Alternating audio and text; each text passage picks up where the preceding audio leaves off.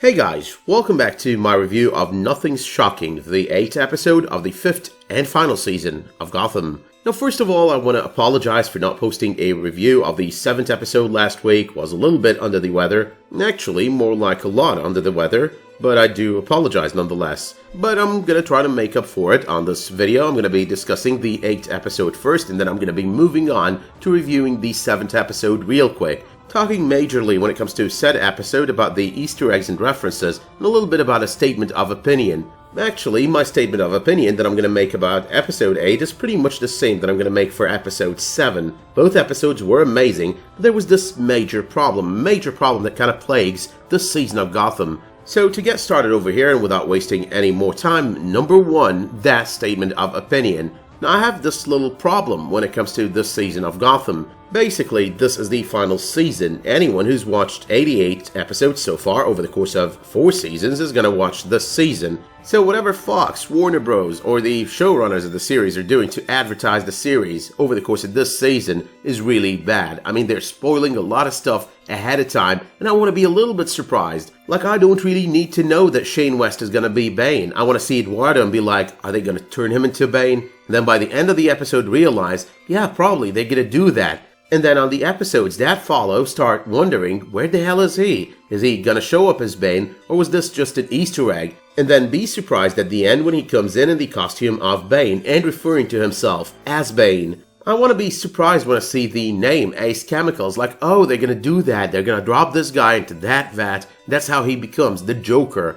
I don't want to know in advance that the Ventriloquist is coming to the 8th episode of Gotham. I don't want them releasing pictures telling me that I'm going to be seeing the Ventriloquist. I want to see Ben walking in on Penguin and talking, oh, I was forced by the guy, and who's the guy? Oh, it's a dummy. Oh shit, that's the Ventriloquist. That's the kind of thing I want to see on Gotham. I mean, Gotham is an amazing series. The storytelling is amazing. The final season is amazing. Very well written, very well acted, and just plain incredible. Fox and the producers of the series, on the other hand, they need to change the marketing/advertising strategy for the 5th season of the series. But now that I've gotten that off of my chest, let's move on to number 2. This episode was incredible, it was beautiful, it was amazing, it had a bunch of Easter eggs to the comics, a bunch of Easter eggs when it comes to the 2 villains presented out of the Batman Rogue Gallery on this episode.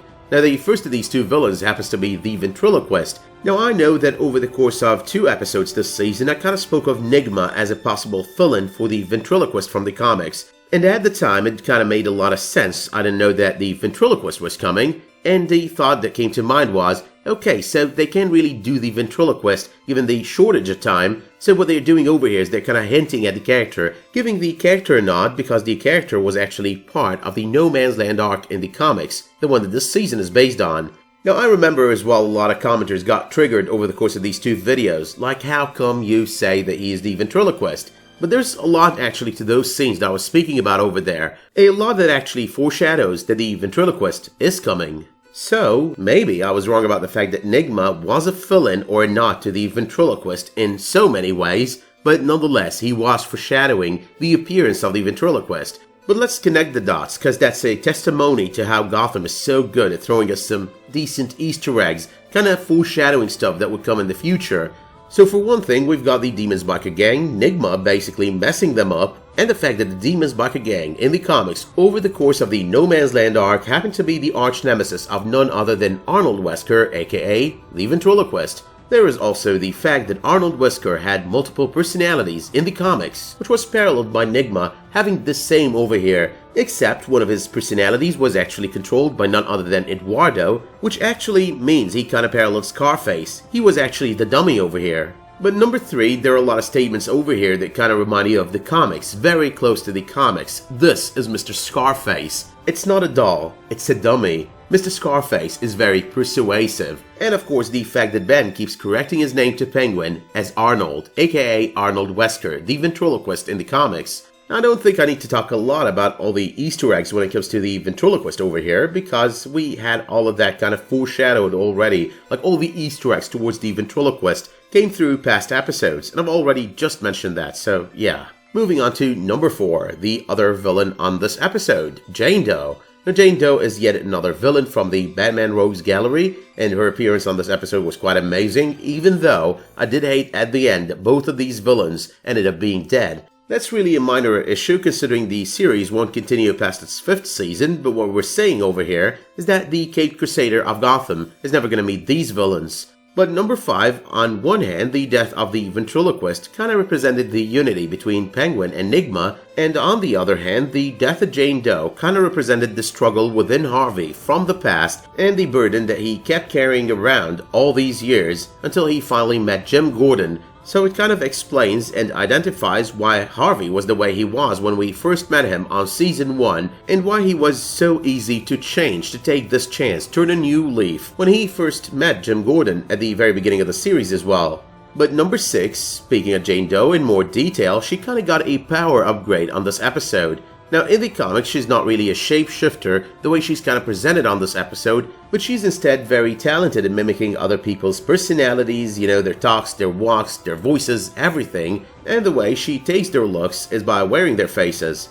Number 7, Jane Doe's talk about leaving Arkham or being taken out of Arkham, you know, by Hugo Strange changing her, doing experiments on her, and turning her into this person. Now that pretty much parallels her attempt at escaping Arkham Asylum in the comics, collecting body parts of Dr. Ann Carver and using them to get through all the security measures. But number 8, it wouldn't be the first time that Jane Doe took over the personality of Harvey Bullock because she did that in the comics as well. So that, right there, was a pretty decent parallel in my opinion as well. Parallel, Easter egg, whatever you want to call it really. But number 9, Bruce and Alfred in the sewers. For a moment there I thought we were getting a killer CROC instead of that proto-killer CROC that we got a couple of seasons ago. Now I was just so ready to be surprised when I realized, okay, that's the guy who got infected by none other than the Ace Chemicals toxic crab that Jeremiah kind of created and that Jeremiah ended up dumping into the Gotham River on episode 7. Number 10, we've got Barbara Kean, and she's kind of redeeming at a very fast pace. Now for some reason I'm kind of torn between wanting Jim to end with Lee and wanting Jim to end with Barbara. On one hand, Lee is actually closer to the Barbara Kean from the comics, wife to Jim Gordon,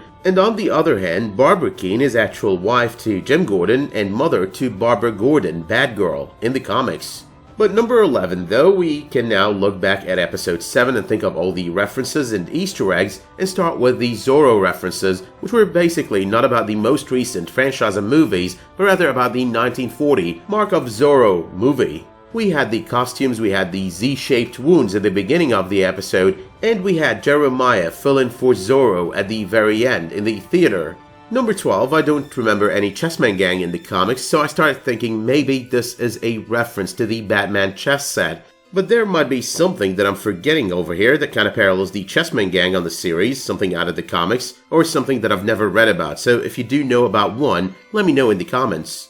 But number 13, Bruce Wayne seeing his parents, and even though not really a hallucination, I thought that was inspired by the Death Kiss arc out of Detective Comics, where Bruce Wayne basically hallucinated his dead parents. Number 14, when Jim inquires from Echo about Jeremiah's plans, she responds, "It's a surprise, don't you know? A real killer." I think that's basically a reference to none other than the Killing Joke. But number 15, one of the Ace Chemicals vats on that episode had Ace Chemicals 1989 carved into it. That's basically a reference to none other than Tim Burton's Batman. Number 16, we've got the destruction of Wayne Manor, everything just dropping apart after an explosion, which kind of parallels Alfred activating the self-destruct sequence on the animated Batman The Dark Knight Returns. Number 17, Ace Chemicals in and out of itself is right out of the comics. And number 18, Jeremiah falling into the vat of chemicals is as well right out of the comics. It wasn't Jeremiah though, it was the leader of the Red Hood gang who ended up becoming the Joker after falling into that vat. But number 19, the fall into that vat is also representative of the fall of the Joker into the vat of chemicals on the 1989 Batman, Tim Burton's Batman. Number 20, even though Jeremiah over here falls unwillingly into said vat, it kind of reminds us of Suicide Squad, the movie that released a couple of years ago, and Dr. Harleen Quinzel, out of her love for the Joker over there, dropping herself into a similar vat, transforming at that moment into his Harley Quinn. But all of that having been said, my work here is done, so let me know in the comments what you thought of these 2 episodes of the season. Do you share my same opinion as to how they kind of over-marketing and over-advertising it? Let me know as well if you did like this video by dropping it one of those much appreciated likes, and if that were to be the case, you could always subscribe and enable notifications for my future videos, community posts, and live streams. Until the next time you tune in though for another one of my videos, Gotham or otherwise, thank you so much for tuning into this one, and have a great day.